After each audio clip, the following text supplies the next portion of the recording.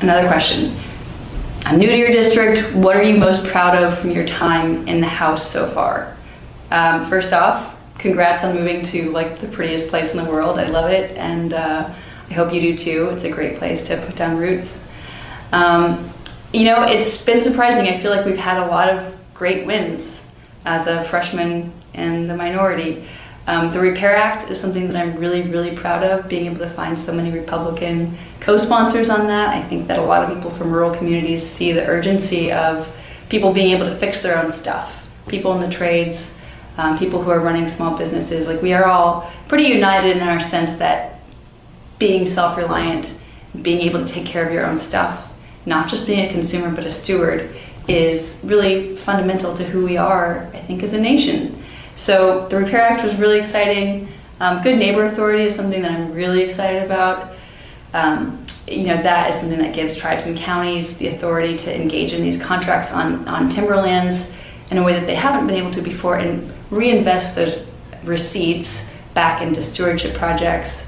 And it's a really different kind of logging, right? We're not talking about clear cutting in these projects. We're talking about more of a mosaic style of logging, which is technically a lot more difficult, because you're trying to make sure the tree lands in the right spot so it doesn't take out the trees you want to keep. It's a really technically difficult form of logging to execute. And so that means that the loggers taking on these jobs are getting paid more, and that money is going back into the community. It's not just about the environmental benefits, which are huge.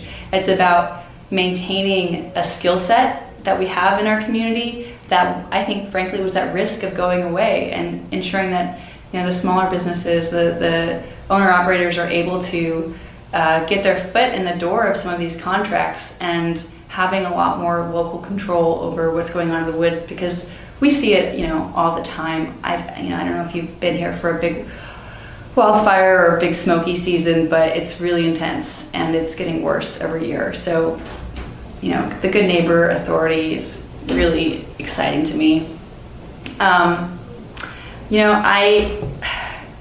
There's the whole legislative side of things, but the part that I tell my husband about, that I get really emotional about, is often more of the personal constituent work.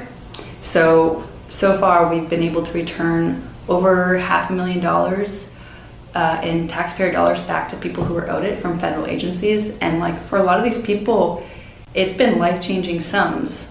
And that feels really, really good, to be able to cut through red tape, to use the letterhead of this office to get quick results for people in my community.